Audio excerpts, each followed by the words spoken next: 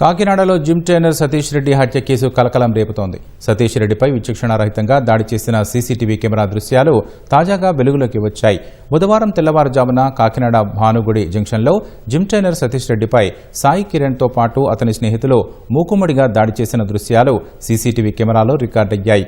సతీష్ రెడ్డిపై 6 సార్లు పిడిగుద్దులు, 12 సార్లు కర్రతో విచక్షణారహితంగా దాడి చేసినట్లు ఆ దృశ్యాల్లో కనిపిస్తోంది.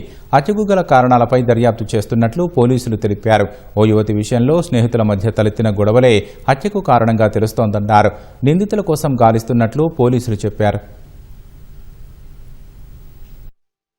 హత్యకు వ్యక్తి సతీష్, అతను మన కాకినాడకు చెందిన వ్యక్తి.